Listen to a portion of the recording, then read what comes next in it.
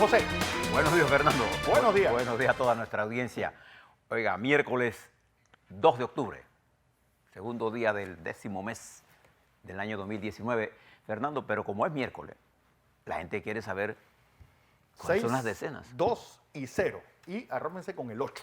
Si lo hacemos de abajo hacia arriba, 0, 2 y 6. 0, 2 y 6. 0, 2 y 6. ¿Sabe lo que me dijeron? Dígale a Fernando que por favor haga para que salga la lotería baja, porque últimamente se han repetido los números. Bueno, Fernando no tiene nada que ver con que salgan los números. Y si tuviera que ver, o sea, mire el ánfora. Tiene 10 números repetidos 4 veces, hay 40 balotas. Cuando se saca una balota, se vuelve a meter. Así que Es decir, la probabilidad de que el número que salió la primera vez se repita es la misma. De manera que si se sacara y no se metiera, entonces la probabilidad de que salga va disminuyendo en la medida que salga, porque si sale 4 veces ya no sale más. Pero como no se retira ninguna boleta, ahí está toda la probabilidad. La probabilidad es la misma. Y esta probabilidad es 4 sobre 10, 4 por 10, 4 por 10, 4 por 10, 4 veces. Esa es la probabilidad que saca sus números. Por eso que la matemática le sirve a usted para todo entenderlo. De manera que no tiene nada que ver con Fernando, tampoco tiene que ver con el niño que saca la balota, la vuelve a meter, porque la probabilidad siempre sigue siendo igual, porque se repone a la balota, al ánfora, la balota que se saca. Bien. Es decir, la probabilidad se mantiene exacta. Igualita. Para todos los números. Y como es al azar, es al azar. Es al azar. Tenemos muchas cosas que contarles hoy. Y voy a arrancar por Perú. Y quiero que le preste atención. Porque si usted se mete, Fernando, busca en Google y pide crisis Perú, le va a salir... Desde 1968. No, le va a salir la crisis actual. Y ahí en esa Wikipedia tiene un resumen que se los recomiendo. Divide la crisis del Perú del 2017, que llegó Pedro Pablo Kuczynski, ¿se acuerdan de él? PPK. Caiga quien caiga. Hasta la fecha. Y lo divide en 7 periodos, y hay una explicación de un periodista que no recuerdo el nombre, pero es una excelente explicación, que nosotros debemos tener cuidado, leerla. Los acontecimientos no se dan automáticamente en otros países, pero el mundo está tan comunicado, y la realidad del deterioro institucional peruano se refleja también en el deterioro institucional nuestro. Mire algunas de las cosas. Anoche renunció la presidenta, la que es la segunda vicepresidenta del presidente Kuczynski. Recuerda que tanto el presidente Vizcarra como ella, el primer vicepresidente, y ella, Mercedes Arauz, era la segunda vicepresidenta bajo la fórmula de Kuczynski. Ella renunció al cargo de su segunda vicepresidencia y al cargo del reemplazo de Vizcarra, a los dos. Y dice que lo hace por la fuerte crisis institucional y porque las decisiones del presidente actual son inconstitucionales. Y en su carta de renuncia pide un llamado a elecciones generales. Esa es la posición de ella. Hoy el poder que mantiene al señor Vizcarra, no hay duda en alguna, es en las Fuerzas Armadas de Perú. Y eso es un avance, yo creo que es un retroceso a la democracia. Pero fíjese, para que usted tenga idea de la crisis, porque la característica de la crisis es lo prolongada de la misma. Las crisis son siempre oportunidades para cambiar. Usted nunca vea las crisis como cosas malas. Las crisis tienen cosas positivas, que es la perspectiva del cambio, viene inmersa en ella. El problema de las crisis es que cuando se prolongan, entonces afecta la estructura de la que sea, en la clase social, lo que va afectando es la confiabilidad en el sistema y como consecuencia va afectando la economía. Y entonces ahí se fastidian todos. La crisis esta arranca desde la misma elección de PPK. Cuando él gana las elecciones, no tiene mayoría en el Parlamento. Además que venía con una bolsa de mentiras. Es decir, cuando tú llegas impostando algo, a la larga las mentiras en política se terminan sabiendo. Y este hombre era un impostor. Y el Congreso de Perú es ganado por la Fuerza Popular de Fujimori y el APRA. Ellos lo hacen la mayoría. El gobierno tenía una representación muy exigua. Tenía que vivir de transacciones e intransacciones. Ese es el primer elemento de la crisis. El segundo elemento de la crisis fue cuando aquellos comenzaron a divulgar las vinculaciones supuestas del señor PPK, Pablo Kuczynski, Pedro Pablo. Pedro Pablo Kuczynski, con actos de corrupción vinculados cuando él era ministro en el caso de Toledo. Y se monta toda una campaña internacional contra este presidente de Perú. Y lleva a la tercera fase, que es cuando Keiko Fujimori, que tiene a su padre, Fujimori, que fue el otro que eliminó un congreso, ¿usted recuerda que Fujimori dio un golpe de Estado? Abril del 92. Dio un golpe de Estado, eliminó el congreso y se convirtió en el dictador de Perú. Este fue el otro que lo hizo. Entonces, Pablo Pedro Kuczynski, como no tenía mayoría, pacta con Fuerza Popular y era una salida política, se levanta la restricción, la vacancia que estaban solicitando, echan para atrás, a cambio de que él le diera, recordarán, una amnistía, un indulto a Fujimori. ¿Recuerdan? Y eso prendió a Perú, porque ahora sí las fuerzas democráticas de Perú vieron en Fujimori vieron el acuerdo y retrataron a PPK de cuerpo y alma. Transó con el diablo y el diablo se lo llevó. Esa es la tercera fase. Después de eso, se divulga un video, recordarán ustedes, en la que los fujimoristas están hablando de cómo compraron y de cómo les pagaron para salvar a Kuczynski. Y eso provoca la caída del presidente. Es como la cuarta. Y después viene toda la etapa de Vizcarra, en la que ha venido de tumbo en tumbo, sin control. Y ciertamente la Constitución peruana le permite al presidente, frente a dos solicitudes constitucionales, y cerrar el Congreso, clausurar el Congreso, pero queda la Comisión Permanente del Congreso. ¿Y cuál es el tema fundamental de la discusión hoy entre el presidente y el Congreso? El control de la llamada Corte de Constitucionalidad. En la misma propuesta política que está inserta en la reforma constitucional que se discute en la Asamblea Nacional Panameña, que ha sido un problema donde se ha creado, porque entonces tiene usted una Corte Constitucional que no resuelve absolutamente nada. Entonces todo se va a quien controla la Corte Constitucional, y la Corte Constitucional puede echar para atrás lo que hacen otras salas de la Corte. Ojo, que nosotros estamos discutiendo en la reforma constitucional, aquí la tengo en el documento, parte de la propuesta de ese llamado grupo que estaba discutiendo esto, que no representa a este país, está la creación de la Corte Constitucional. Fíjese usted. La Supercorte. La Supercorte. Bueno, de allí se da una serie de hechos hasta caer donde estamos ahora mismo. No hay la menor duda que la población peruana está en contra de la Asamblea. Igual que estará, una vez que resuelvan ese, en contra de Vizcarra. Y de la Asamblea que esté. Igual, porque hemos creado una matriz de información en contra de la institucionalidad, utilizando, entre comillas, la lucha anticorrupción como un elemento de sustitución del debate político. Y en Perú, los partidos no tuvieron la capacidad de entenderse para solucionar la crisis, y miren dónde estamos metidos. Si hoy hay elecciones en Perú, a 4 meses, la composición de la Asamblea va a ser parecida, porque las estructuras políticas están así. Entonces, se requiere un cambio estructural.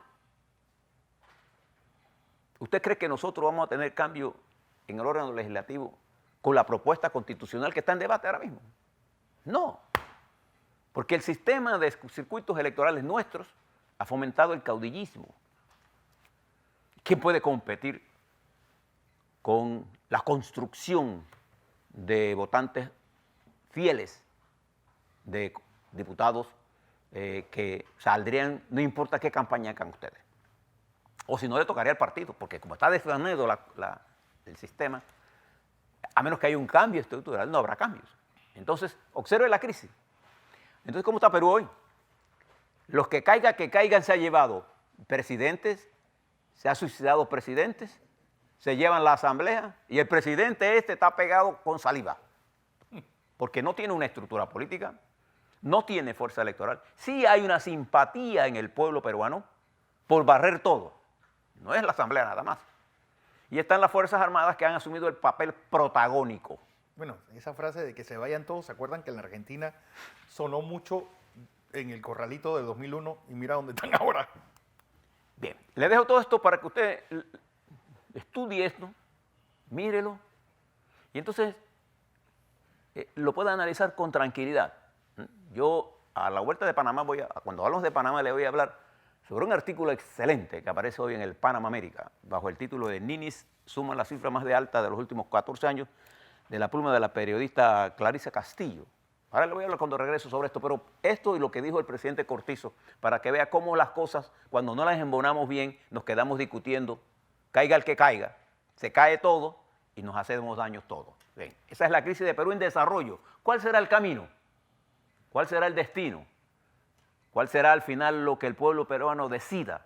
¿Cuál será el rol de las Fuerzas Armadas? ¿Cuál será el cambio que vendrá? Mañana se cumple 51 años del Lo que sí sabemos golpe de Estado en Perú. es que Perú ha entrado en una situación de incertidumbre política que va a arrastrar a la economía. Bien. Déjelo ahí nada más y veamos los Estados Unidos. El día de ayer en los Estados Unidos fue un día de adrenalina pura. Allá está en la lucha por el poder. Dice el presidente de los Estados Unidos, Donald Trump, en un tuit, que ustedes cuando vean al presidente Trump, si hay un hombre que sabe comunicarse con su base electoral, ese hombre se llama Donald Trump. Sabe comunicarse con su base, sabe darle el mensaje que quieren oír. Ayer dijo que lo que estaba en camino en en Estados Unidos, es un golpe de Estado. No. ¿Usted ha visto alguna vez un presidente de los Estados Unidos hablar de esto? Bien, dice el presidente de los Estados Unidos que hay en desarrollo un golpe de Estado contra los poderes del pueblo, de él. Y no hay duda, en la administración del presidente de los Estados Unidos, la economía camina bastante bien. Ayer te dieron los primeros indicadores de que algo no está bien en la economía. Ayer, por ejemplo, las bolsas las cayeron por la debilidad de algunos indicadores, particularmente el sector manufacturero que se encuentra en su peor momento, el de los Estados Unidos, y Trump le echa la culpa a la Reserva Federal. Ayer fue a lanza en ristre contra la Reserva Federal. No deja de tener el presidente razón, porque la política de la Reserva Federal mantiene un dólar fuerte. Nosotros que tenemos una economía dolarizada lo sentimos, porque el extranjero que viene a Panamá le sale muy caro y nuestras exportaciones son muy caras, pero nuestras importaciones son más baratas porque tenemos un dólar fuerte. Y esto nos está haciendo daño en alguna forma. Pero ayer se complicó la situación en un diálogo o una controversia. Ya no hay diálogo en Estados Unidos entre el secretario de Estado, Pompeo, que estuvo presente en la llamada que hizo el presidente, al presidente ese que ustedes están viendo al lado del presidente Trump ahora mismo, ese es Zelensky, el joven presidente ucraniano, que es un cómico. O sea, no es un cómico porque estoy diciendo yo, que es cómico de profesión y que salió electo sin ninguna experiencia, de nada, en el marco, igual que el presidente de los Estados Unidos, no tienen experiencia en la dirección del Estado. Ese que ustedes ven ahí al lado, ese jovencito que ustedes ven al lado del presidente Trump, ese es el presidente Zelensky.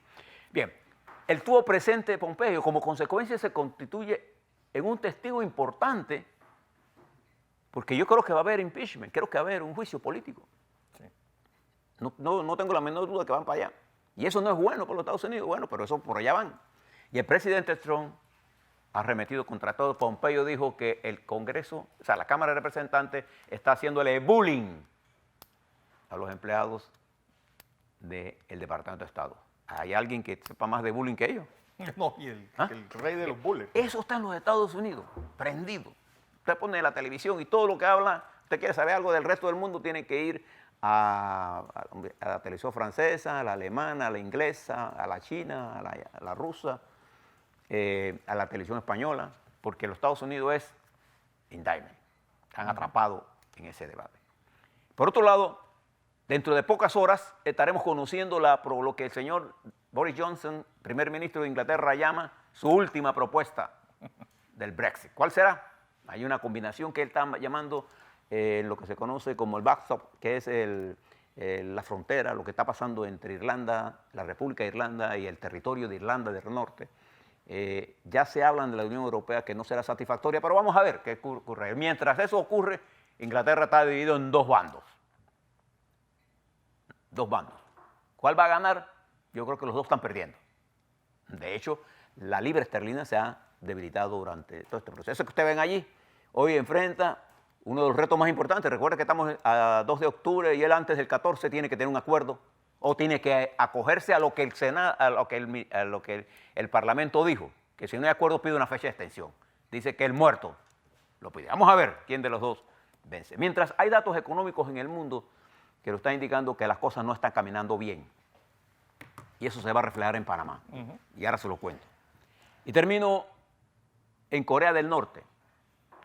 En Corea del Norte anuncia que el viernes tiene una reunión con la delegación norteamericana para seguir el proceso de discusión del futuro de Corea del Norte y el arreglo de lo que llama Trump la desnuclearización total, que es que Corea del Norte pierda todas sus armas nucleares, y lo que Corea del Norte llama la desnuclearización, que es que ellos se queden con lo que tienen, ¿no? Y se vayan ellos del... Fíjense las dos posiciones, ¿eh? Hablan de lo mismo, pero con entendimientos diferentes. Entonces tiene que usted hacer la lectura de qué es lo que está en la mente de cada uno de ellos. Pero mientras ellos hacen eso, en la madrugada de hoy, lanzaron desde un submarino un nuevo misil de corto alcance, pero que llega que tiene la capacidad de llegar a Japón. Como quien dice, vamos a discutir los dos con las pistolas al cinto. Y en Argentina,